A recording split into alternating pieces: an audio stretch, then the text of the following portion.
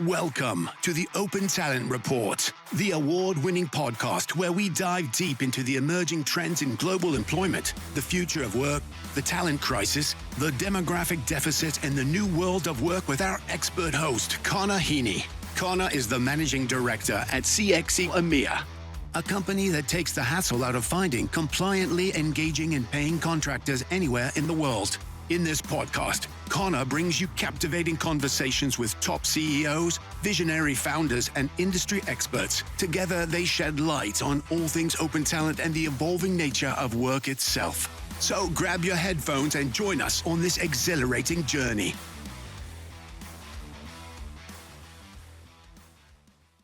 Hello and welcome to this week's show where I'm delighted to be joined by Andreea Wade, Vice President of Artificial Intelligence at iCIMS. So I first got to know Andreea when she'd co-founded Opening.io, and we can't wait to hear her story. So Andrea's went from co-founder and founder to now Vice President of a large company. She's had a successful acquisition in the midst of that. She's got the founder's journey, the founder's tale. And I think, Andreea, it's fair to say you were talking about artificial intelligence, walking the walk and talking the talk before I think anyone I know. And I think our audience are really going to love your story and your thoughts on the future of work and artificial intelligence. So I'm so pleased, Andreea, to have you on the show because I think you're one of the best people I've met in this sector. You're always smiling, you're always seizing the opportunity, and you're so positive about the future. And I'm delighted for all the success that you and your team have had. So, Andreea, a warm welcome to the show. How the hell are you doing? Thank you so much. Really, really appreciate this, Connor. This is actually fun. This is cool. I can't believe we're doing this. And hi to everyone watching. Doing good, doing great. There's a bit of sun shining, which is, considering it's mid-July and we haven't seen much of it, it's kind of cool. But yeah, busy, and it's been a busy decade, I want to say. It's about 9 years since we thought, Adrian and I, my co-founder, what if we build something in this industry that we know nothing about? Imagine that, right? Yes. Because, we had no background in TA or HR, but we were really interested in machine learning and AI back then. And we looked at this industry. We saw that it was document heavy, data heavy. We saw the candidate side and we were like, okay, what if we build a company, a product that is there to benefit the candidate, but we put it in the hands of the recruiters so they can do their job better, right? This was our very ignorant, hopeful, optimistic, but also a little bit ignorant kind of starting point. But we did it, right? So 9 years, nearly a decade later, we built something that was of value. And as you said, it was acquired by a large company, iCIMS, and so on. But yes, we wanted to build, essentially what we built, right, was matching technology for the TA industry. So at the point of acquisition, we had 40 APIs because we were an API company, literally building algorithms nearly a decade ago. Wow. And Andreea, I'm always interested, right? So being the founder, being acquired, I'm sure that was a mix of positive emotions, sadness, because I know I've known you like nearly that 9 years, I think, when we first started speaking, and I know how hard it is to get a company off the ground. I think actually at the same time, I was trying to get CXC in Europe off the ground. You were getting, along with Adrian and your team, Opening.io off the ground. And listen, it's no easy thing. It's no mean feat. But it must have come as a really positive thing when a company like iCIMS comes along and says, Andreea, we want to partner. We want to help take you and your company to the next level. What was that feeling like, Andreea? What was your emotions? I mean, it was great. And also, I guess, a little bit of context around how it happened, right? So we had this customer based in New York. called Jibe. And Jibe built the career site and the CRM. And then iCIMS acquires Jibe. And suddenly iCIMS becomes our customer. And we were obviously delighted to have iCIMS as a customer, right?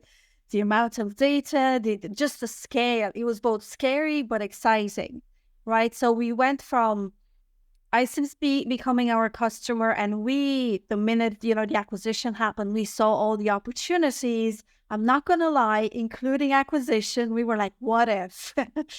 But we were happy enough to have iCIMS as a customer. But then, long story short, right, via the Jibe acquisition and the Jibe CEO sort of pushing us and kind of bringing us to iCIMS' attention, we got a question posed at us. What if, we partner up? What if we acquire us? What if we, come together? You guys have the technology. We have, a couple of decades of experience in this industry. We have the data that we have the customers, the scale, the resources, the global, all that kind of stuff. So it was, I have to say, and also it was in 2020. Well, actually, we started talking in 2019. The acquisition happened in 2020, but it just felt, and look, as I said, we were an API company. We always knew that we belong as part of something bigger. We didn't know what's going to be. Is it going to be an ATS type company? Is it going to be some kind of a job board marketplace, whatever it might be? But realistically, from the get-go, we built to be part of something bigger. And when the opportunity arrived and the company that came knocking was iCIMS, which I can tell you now, 4 years on, same culture, same thinking, same but bigger. It was, as a founder, it was, oh my God, wow, someone is actually finding what we have so useful that they're willing to put it in front of or power thousands and thousands of customers that they have. Cool. And then like, oh my God, but what will this mean for me? Right? Both positively and also career-wise, I'm going to have a boss again and all this kind of stuff, right? But overall, it was just a good, solid story, and also the way it happened. They were customers and they saw the value that we provided. Gotcha. Oh my God. I love this journey of yours and Adrian's, and like, I think it's obviously a great sign, Andreea, that you've stayed right on in the bigger company in iCIMS. And as I mentioned in the introduction, you're the Vice President for Artificial Intelligence, which I think is bloody great, right? And I can't wait to maybe unpack elements of that in a few minutes or so, and also get your thoughts on artificial intelligence, how it can help some of the talent scarcity crisis that we seem to be in, or talent scarcity paradox, whatever you want to call it, right? We'll come on to that. But in your I was going to say it's a new job, but it's not a new job if you're almost 4 years into this, right, Andreea? But tell me, what challenges and problems does your company solve for in terms of iCIMS? And tell us a bit more about your role, Andreea, if that's okay. Sure. 100%. So let me, I suppose, just tell you a little bit more about iCIMS, just without assuming that everyone knows who we are. Great that if you do. But, just to ground a little bit in that. So thousands of enterprises worldwide, right, use iCIMS to recruit and retain talent. So we're in that TA space, including about 25% of Fortune 500 companies. So we have customers, Microsoft, so big, right, globally, already through us, CVS, Uber, Virgin Orbit, which is a cool shout, T-Mobile, General Mills, and so on, right? So in iCIMS, we help orgs to attract diverse talent around the globe, engage job seekers and candidates, hire at scale quickly, and then advance and retain the talent, right? So attract, engage, hire, and advance. That's really kind of the funnel that we build towards. Now, in my world, and I kind of want to say this because it came out last week, sorry, it's Wednesday. And I know this is probably not timestamped, so I shouldn't necessarily give the dates, but at some point in July 2024, for posterity and so on, iCIMS Talent Cloud AI, I'm genuinely proud of this, was selected as best overall AI solution out of 5,000 solutions, not in our industry, right? So globally, you go to the AI Breakthrough Awards, you'll see the biggest companies in the world with the various different things that like they won in the different categories, but we came as the best overall AI solution within the kind of the top, the leadership bit of that. And that is pretty cool, right? 5,000 submissions and so on and so forth. And that speaks, again, super proud of this because the original Opening.io team is still with iCIMS, not one person left. That speaks to the team honestly being truly bought in and passionate about what we're building, right? And within that, there's a few things that we do, right? So in my world, we have what it's called iCIMS Talent Cloud AI or TCAI. And there's a bunch of capabilities across our full product in matching candidates to jobs and jobs to candidates and candidates to candidates, things like talent discovery and leaderboards. But really what we're trying to do that is enable TA teams to provide better and more personalized candidate experiences at scale. Everything is at scale. Find the best fit candidates, right? That's the core of what Opening used to do. Hire faster and accelerate employee growth. So we went into things like career pathing and things like that, right? And this was the AI, the deep learning AI that we've been building now for nearly a decade. But then in the last while, we have our own Copilot, right? Which is a category that's emerging across all industries. Everyone, there's Microsoft Copilot, there's GitHub Copilot, there's a number of iCIMS Copilots, right? And we launched this officially this year. And these capabilities give TA teams a competitive hiring advantage, more productivity across the talent lifecycle, right? So we have things like creation of tailored interview question guides, optimized job descriptions. But overall, we have about 110 ideas that can be productized via Gen AI, right? Wow. And then that's really the bulk of my world. Within there is building responsibly. We're constantly have roadmap items that are maybe not seen as product capabilities, but the roadmap items around fairness and bias of the algorithms. We actually now have, the team in Dublin has a number of patents. We have about 3 of them. But also outside of these core AI capabilities, we also act as the AI partner of all the products within iCIMS, right? So our newest product is the iCIMS CXM. It's kind of our next-gen CRM technology that helps teams find and nurture talent through a combination of marketing automation, engagement scoring, and AI. And that is where product comes to us and says, within my world, if I'm a chatbot or if I am the new CRM or applicant tracking system or a career site, we're looking at augmenting with these AI capabilities. Can you build them for us? And that's where the team comes in, assesses and builds. Andreea, I love it. And I love the fact that all of your team from Opening.io stayed with iCIMS. I think that's to their, as an iCIMS credit, but to your credit as well as a leader in this space. And Andreea, I really love that award that you guys got. In terms of the Talent Cloud, right? My background, as you know, is really in the independent contingent workforce space, right? And I see that the market is really starting to go that way, right? But of course, there's still a huge role for the large enterprises to hire the best permanent or fixed term talent that they can find, right? So with the Talent Cloud that you guys have, does that almost give like a single view of the talent that is being touched by an organization? So does it link like the CRM and ATS so that organizations start to develop almost like a single view of applicants that have come into their organization, reside in their CRM and ATS, and might have also left their organization, but they might want to bring them back in because of something I want to discuss later on in the show, if that's okay? Is that how it works, or some elements of it works, Andreea? Yeah, exactly. That's how it works. So, once you leave, we don't have a sight of you, but certainly how you come in. So career side, CRM, ATS, interactions with chatbot that you might have. So we have a full platform and a full suite of products that we have built and then acquired as well, like outside of opening, required for more companies. Um, Wow.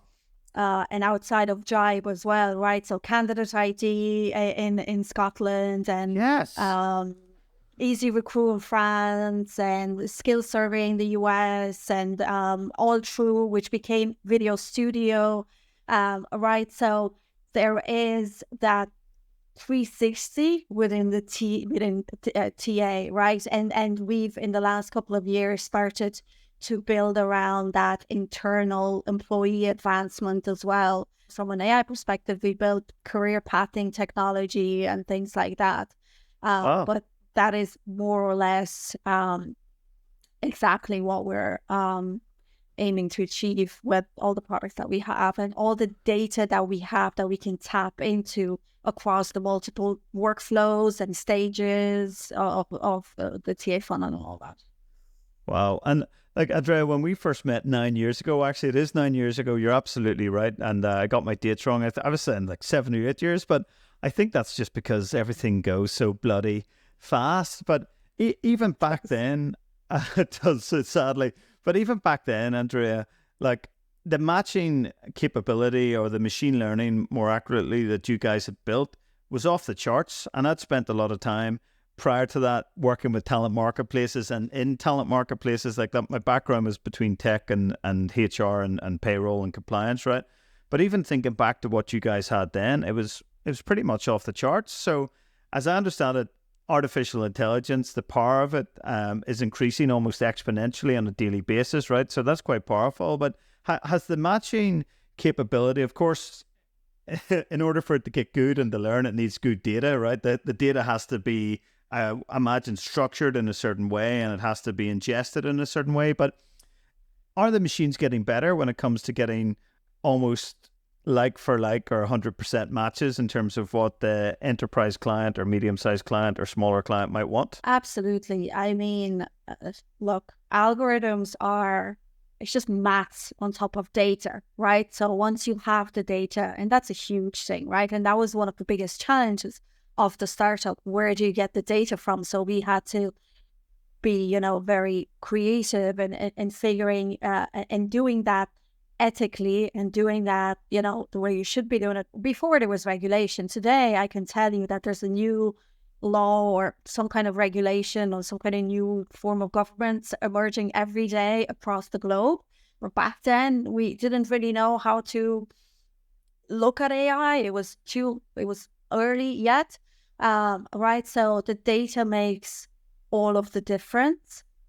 Also, insights into workflows, like how that data, how critical pieces of data and their meaning and context within the workflow, right? So you could do a match, then see who gets advanced. If you can tap into that kind of data and then train the algorithms on that, and then you have data that's there that you have access to, but then you have human behavior that can reinforce that something is a good match or a bad match, or, so, and look, there are just new technologies, new research, new models, and I'm not even referring to the LLMs, to Gen AI, right? Because that comes with a whole new series of capabilities, challenges as well, and, but a lot of opportunity. But, since 9 years ago, there's a lot more that we can do in order to allow for more context to come in order to improve that match. At any point within the iCIMS databases, there's about 600 million CVs. I'm not saying we tap into all of them because we don't. But what we do is we look at industries and we say, can we improve in healthcare or something, right? Or can we, which is very complex, or can we improve in I don't know, how we match seaweed specialists, right? It's a job. There's people out there who are seaweed specialists, right? So, but, the answer is absolutely yes. Once we have access to, never mind more computational power and all that kind of stuff, but key data points and all the technologies that are available now, we can test, pivot, change things in a way that 9 years ago it was tricky. Wow.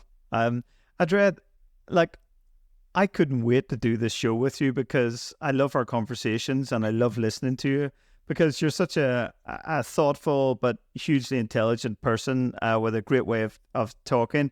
And I just find in our conversation fascinating, and it's really fascinating to see how your original concept and platform and product has evolved as part of the iCIMS company, which is great. Something you raised there, Andreea, which really is fascinating me, but I haven't been able to unpack it a lot, is around the career advancement pathway that you mentioned. And I think a lot of people are calling it reskilling, upskilling, internal skills, mobility. Is that something that you're seeing your large enterprise customer base and medium-sized customer base starting to look at because of some of the topics we might be discussing later in the show? Yeah, absolutely. I mean, just with everything that's going on in the world, and certainly with Gen AI, there is a shorter time to reskill or shorter requirement to reskill, right? So I'll give you one example in my org, right? So we work very, very closely with the privacy guys, like with the legal team, right? And we're getting on a lot of customer calls, and we see lines really blurred between us in AI and AI product and privacy, and then between privacy and AI. We're seeing, and I actually have part of the product team is going to take these privacy certifications so that we can speak more informed with other, without being lawyers, solicitors ourselves, but for us to kind of grasp the language and the, all these very specific notions better. So, and we have to do it now. It's not like, okay, it's a 3-year plan that we're going to upskill and reskill and whatever, right? So there is just so much. It's not only the gap, but there's the time gap when you need to understand what is going on. And we do see this, across a lot of our customers. I don't think it's a new thing that retention is better than, losing a person and getting out there and finding someone new, and then not only training them, but, culture fit and all that kind of stuff, right? So it's a really, really interesting area. And what we've created, within TCAI is that career pathing opportunity, and we're looking at other things in that area as well that can match employees to gigs or projects or things like that, right? So there's a good bit going on there. I think I think it's unfair maybe to call it an emerging field, but it's certainly getting a lot of a coverage in the likes of Gartner and G2 around the benefits of that. And I know some organizations such as Fidelity Investments, I don't know if they're called that anymore, but the large investment company globally, they've implemented an internal skills mobility platform and piece, and some of the cost savings and that they've been able to generate have been off the charts, but also they've been able to compress their attrition rates in a hugely significant way. I wish I had the stats in front of me. I think I mentioned them in that Cork Talent Summit that you and I presented at separately, Andreea. But it's that to me is a really interesting space to see where that's going to go, particularly if we look at what's been called the labour market paradox, Andreea. And most large publications have been commentating on this really since the COVID pandemic. So just for some context, Andreea, we're at full employment in most Western labour markets. The US employment statistics are the best since Nixon was in power back in the early 1970s, which is really interesting. And I've said this before, but the US economy continues to defy all forecasts, right? Particularly from a labour market perspective, right? And even in the UK, which has returned to growth, the labour market's almost full. Ireland, where I think you and I are still based, we're at full employment and have been for some time. Although looking at the recent figures, there's a slight adjustment there, it seems. Netherlands, Germany, and other Western, and I use that term deliberately, Western labour markets are experiencing this. So you got that piece, Andreea. You've got the second piece, which is less people are in the labour market because we're not producing enough people. The birth rates in Europe are like this, right? There's no middle ground. It's a decline. USA is the same. And then you've got things like increased rules around migration and more regulations around who can come into your country and who can't, which is, we're not a politics podcast. That's just the reality of what's happening, sadly, in my view. So you've got the demographic deficit, you've got increased rules about who can come in or come out of your country, and then you've got less people in the labour force, and then you've got full employment. And then underpinning that, Andreea, most large enterprises are hiring like it's going out of bloody fashion, right? Even with reductions in force over the last 2 years, right? So I suppose that's pretty crazy in and of itself. And then potentially you've got the next wave of this, which is artificial intelligence and its potential, and I do say the word potential, impact on jobs and jobs displacement, right, or replacement, but we'll come on to that later, I hope.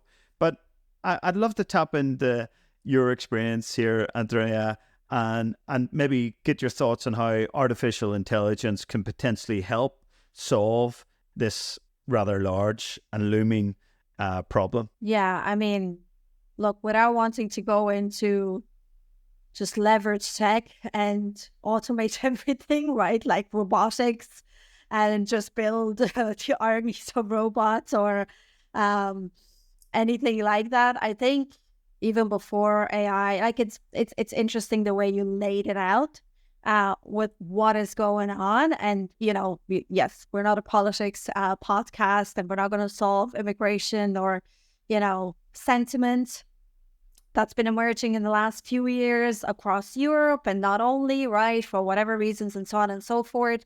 But I think, and look, AI is a tool, right? So it's kind of honing in on what can be done, and then how can AI help to get it done better, right? So everywhere where you hear conversations around this paradox, it's like, okay, how can we upskill and reskill in a meaningful way? Do we even know what we need to do, right, in order to upskill? And like, what are the actual skills that are required? And there's this whole discussion around soft skills and honing in on them. And because as more automation and intelligence comes in to automate repetitive and whatever tasks, you want to tap into creativity. You want to tap into, I don't know, leadership, communication, into critical thinking, into all these kind of things, right? But realistically, what do you do, not if you're a company, but what do you do if you're a country, right? And you say you're Ireland and you want to be known as the AI island, right? Because actually Ireland did this a few years ago, right? And we were part of helping put together a first masters in AI together with we were there, as were many other enterprises and educational institutions, but also look at, the likes of Stripe, which is a big company that people might know, and Aer Lingus, which is our, national airline. And I think MongoDB, Shopify, Shutterstock was part of this. I was actually looking this up earlier when they partnered with UL, University of Limerick, to come up with getting more secondary school students to study computer science, right? So partnering with these kind of big educational institutions to figure out, like, AI can tap into data and kind of go, where do we have skills, or what kind of jobs are coming in the country, right? Or what kind of jobs are coming in at a company level. You do your workforce planning thing, yada, yada, and you figure out the skills that you need and all this kind of stuff. And then probably if you're a Microsoft, you can influence training at scale. If you're iCIMS, you probably can't, right? Or if you're most companies, you probably can't. But there lies the the kind of paradox, but I think a lot of it is around upskilling and reskilling. But I think the key there is that companies need to understand, they need to act fast on this, like us. And we don't know about privacy. Is there a course that we can take? And all this kind of stuff, right? So, I mean, AI can, you can use AI in predictive analytics, even as you hire in more new people, or you look at your workforce and you go, their likelihood to succeed long term. There's a lot of things that technology can do, personalized training, all these kind of things, right? But I think problem is slightly bigger than just what AI can do. Yeah. But I think that's a really, really fair comment, Andrea. And one of the things that strikes me about this topic is, right, so let's say you accept the hypothesis or the premise that I've laid out, not just you, but our listeners and others that they're thinking critically about this. So you've got limited supply of people, right, in the Western labor markets, but you've got almost, I wouldn't say infinite, but you've got huge population growth in sub-Saharan Africa and also in Northern Africa and also in India, not China. Right, and John Reardon, I think we both know John, was on the show some months ago from Grow Remote. Great guy, by the way. But he pulled up this really amazing population chart. And essentially what the population chart was saying, that in countries such as Nigeria, by 2100, they will have basically the population of China today, right? And already Nigeria is forecasted by 2050 to have the same population of the European Union, right? So there's a number of platforms that have emerged, such as Andela, I think headquartered in New York, goodtalent.io, headquartered in UK and Africa, out of office, that seek to marry talent in, I suppose, high growth population centers with opportunity in the likes of USA and UK and Netherlands. So I suppose my question is, do you think that has a small but potentially significant role to play in solving some of this demographic problem? yeah, absolutely. And thanks for the Grow Remote shout out. I actually wanted to give them a shout out myself. Yes. Tracy, who founded them, is actually a dear friend, but outside of that, outside of being subjective, they're doing really, really great work, right? And I'm a big proponent of remote work, to be honest. Trust people, they'll get the stuff done and all that kind of stuff. And actually, you mentioned the platform headquartered in UK and Africa. I saw their founder speak at an event early this year in London. Wow.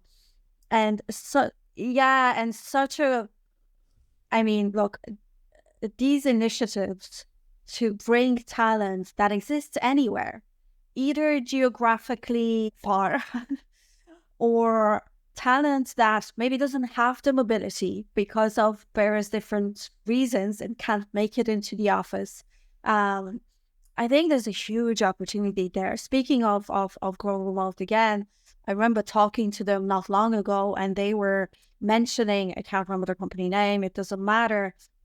They were hiring customer support staff and they choose to go into areas where there's not a lot of opportunity, in a way selfishly but smartly, because the attrition, the employee churn is way lower. People stay, they're motivated, and the skills are there.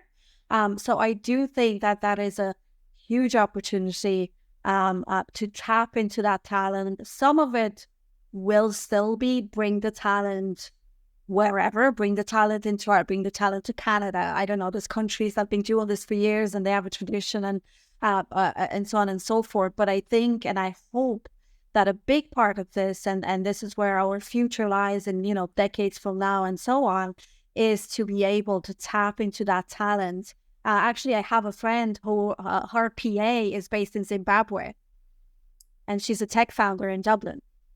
Love it. Right. Love it. So why not? Why not? It works for everyone.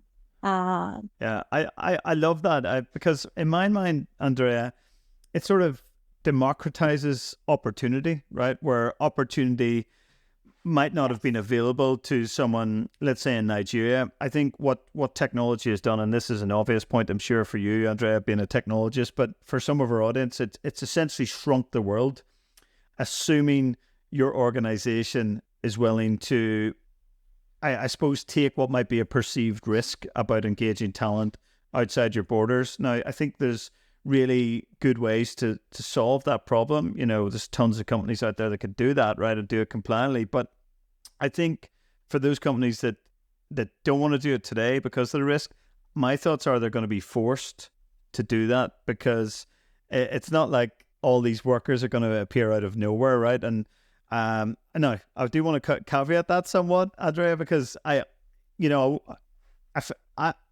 if I can put my point in this way, I am a technology optimist, right? I'm here in my shed in the middle of nowhere, we call it the summer office or the garden office, but it's basically a shed, right? Now, I've got every conceivable technology here, right? I've got multiple screens, I've got my mic, I've got broadband, I've got bloody iPhones, Apple products, all this stuff, right?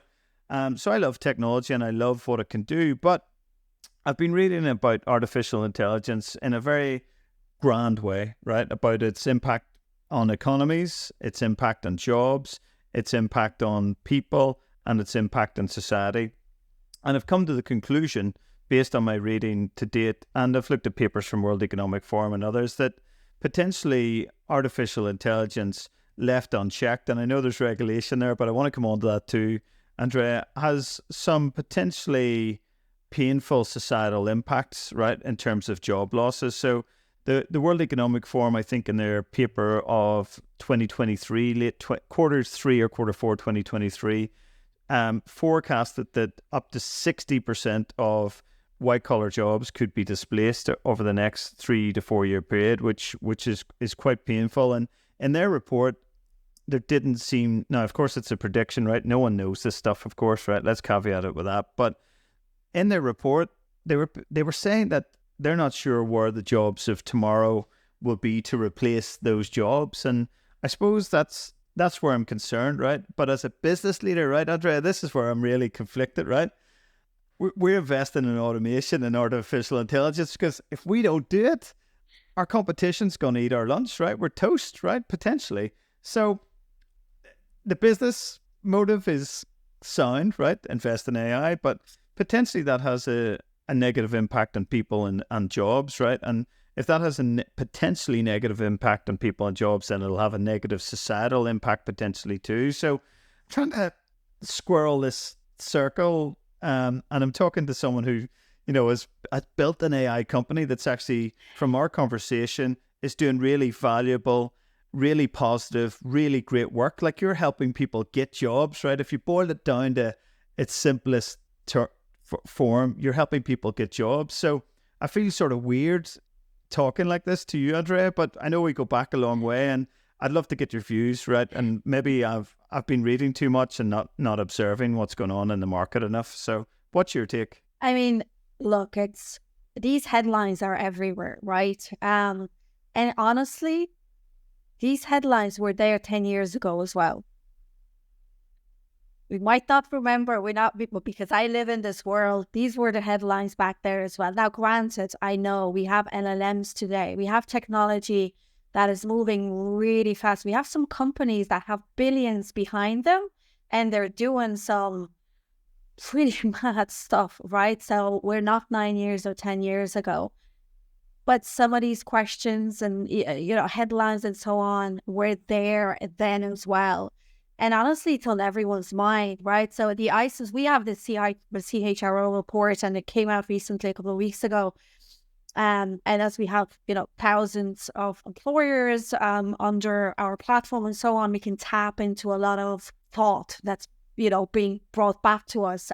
So we kind of looked, and it looks like less than half, so about 39% of employees want more AI investment. However, the hesitation, right? So 39 of employees say, yes, we want more AI investment, but there is this hesitation, right? 60%.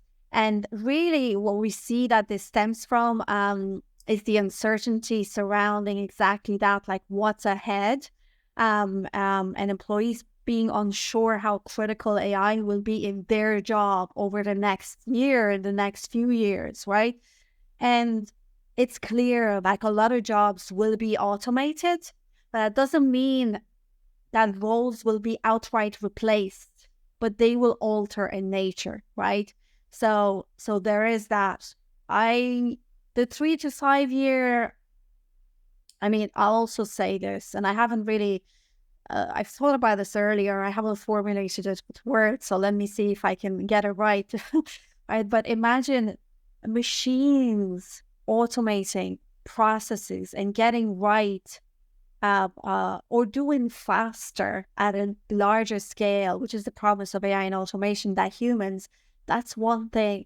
But also, we haven't really yet figured out what does best look like in many of the things that we do. Like, what's the ideal process? Let's automate it and you won't need humans. We don't know what that is.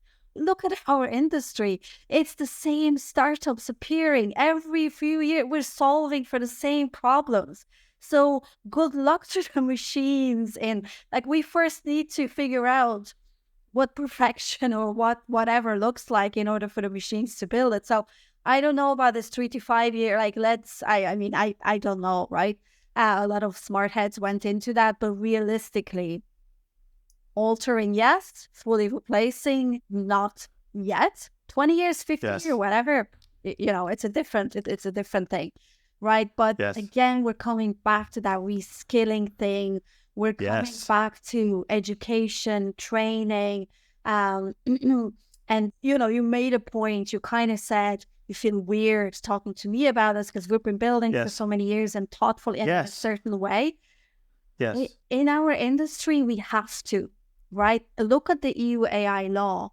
Some of the things, not all of the things that we do in TA or HR or whatever, fall under this, but a lot of the things like matching, which was the core of what we build, fall under this high risk usage, like law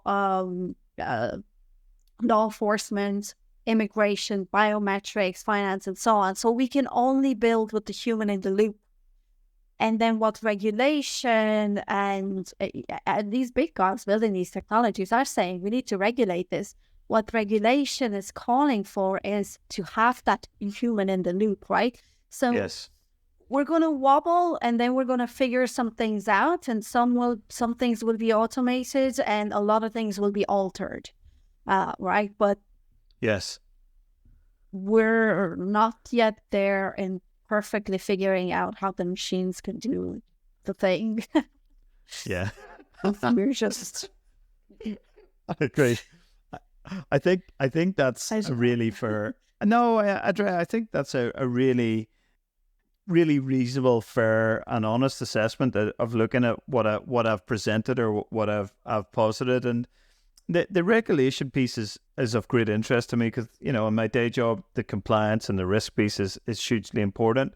But I know from all our interactions over the years, Andreea, that ethics is firmly at the heart of what you do. And I assume that that's transferred to iCIMS as well, or iCIMS had that ethics. Otherwise, you wouldn't have had that perfect fit. And I just wish that maybe more, not you guys and companies like yours, but more companies would put ethics at the heart of this and be more cognizant about the human part of this and the potential negative impact. So good on you is, I suppose, what I'm really trying to say, Andreea. Yeah, look, one thing that I'll say, ethics is good for business. Building responsibly means building a product that everyone can use.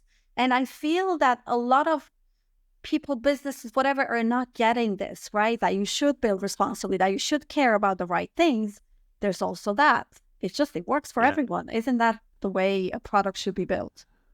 Yeah, I fully agree, and that's Andreea, what I love about you, and one of the many things I admire about you and your company is that was at the forefront and at the heart of what you do and what you were doing and originally building, which is fantastic. I think to be so successful and in terms of that journey, Andreea, I mean, good on you, and good on Adrian as well. You're a co-founder, and it's just such a phenomenal story. And Andreea, I haven't spoken to you today, and having you on the show, I'm filled with optimism, and I want to finish, if I may, by asking you a question that we ask all of our guests, and it's really looking towards that future piece. And we've looked at that a lot today, but I'd love to get your key takeaway and your key thought in terms of what if any, is your prediction or predictions for the future of work, Andreea? Well, okay, where do I start?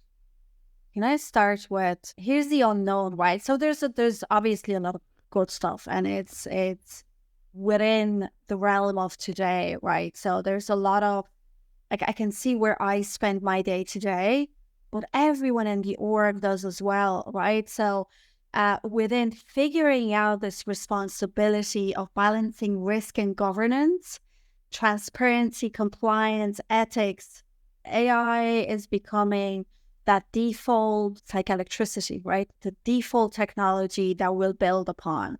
And if today in companies, and I can look at iCIMS as well and look at our thinking and how we want to transform overall how everyone works, is that we need to become AI first, right? So today in companies, you might have an AI team here that do something, right? And it tends to be a cool team, and they do interesting things. And, if you have an AI question, you go to them. Tomorrow, everyone will need to, if you're a product manager, you need to grasp, what AI is about. You have to understand risk. You have to understand opportunity. You have to understand governance. There's just so much, right? But I can feel it, that it's coming out of our little world and is going through the full company. Like we have a Gen AI committee, and I was the chair of that Gen AI committee for the last year. And in there, we were asked, every ELT member, to go and look in their org. Hey, CMO, how are you going to use some of these technologies in your org to advance whatever you're doing? Hey, COO, how are you going to do it? Chief Legal Officer, Chief CIO, whatever, right? Everyone is looking at it. And that comes with a lot of rethinking of processes, reskilling, and so on, right? And what that brings is this ability to workers to do more with less advanced technical skills. And that's pretty cool. It can also be scary, right? You hear today, don't go into software development because it's going to become, So there is the layer of that. We can do more without having the technical skills and so on. And then you hear a lot about the demand for soft skills, right? So rather than just placing value in all the hard skills and all the things that you can do, what about, this world of soft skills that it's so useful? So all of that is nice and lovely and interesting, and some of it's scary and so on. But I will say, anytime I think of where is the world going, where is everything going, I come out of my bubble, come out of our industry, and I look around and I go, how is the world using or not using this technology? How are the thinkers thinking about this, right? So there was a little leak from OpenAI the other day. If you want to Google OpenAI Strawberry. So OpenAI Strawberry is the code name for what they used to call Q star. And that was the technology, the project, why that little thing happened with Altman back in November when a bunch of board members ousted him and so on. So we are at a place where we have technical capabilities that can be brought into market really quickly by companies that are working really hard on this, that can change everything just like that, right? So this whole Strawberry, basically what it is that they're looking at building models that are able to complete tasks over an extended period of time, search the web by themselves, take action on its findings, and perform work of engineers. And another leak in recent OpenAI meetings was that they're looking at AGI, right? So general artificial intelligence, and OpenAI is starting to rank the levels, and they said there's 5 of them, and we've just arrived at level 2, right? So with all of this, there's a lot of unknown. There's changes that are happening fast, but I say keep informed, understand it, get interested in it, upskill where you can, but also, there is a lot of space for us because there's a lot to be figured out, right? So, and where else this human to human interaction, where else would you rank it as really important than in the right? So I think that's also a huge positive for us in our industry. Yeah, Andreea, thank you very much for that closing answer. I think you've struck a note of cautious optimism and some really good advice. And I think you're right. Pick it up. Get informed, learn about this, embrace it if you can, right? And someone said recently that the workers that won't be replaced are those that embrace AI, right? And those that won't probably will struggle. Right now, that sounds quite harsh, but maybe there's a degree of truth in that. So I think it's a good advice. But Andreea, I just wanted to say thanks so much for your time. I know you're incredibly busy lady.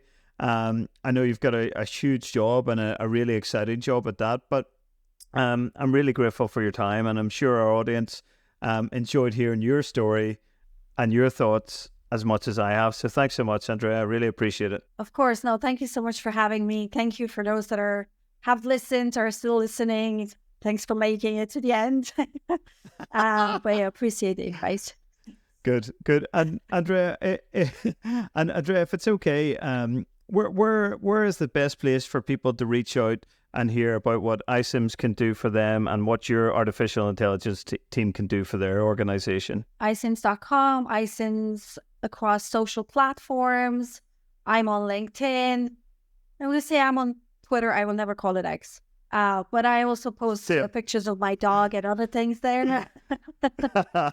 But do feel free to reach out to me. Always happy to chat. I do it 99.9% of the time, as busy as I am. So good stuff. Well, Andreea, what a story. Successful co-founder, working in a large enterprise now with iCIMS as the Vice President of Artificial Intelligence. The future's bright. You're doing an amazing job. And Andreea, wishing you a great summer ahead, even though we live in Ireland. The sun is going to come, I assure you. Okay, it's on you if it doesn't. True. Well, take care, Andreea. Thank you for listening to the Open Talent Report with Conor Heaney.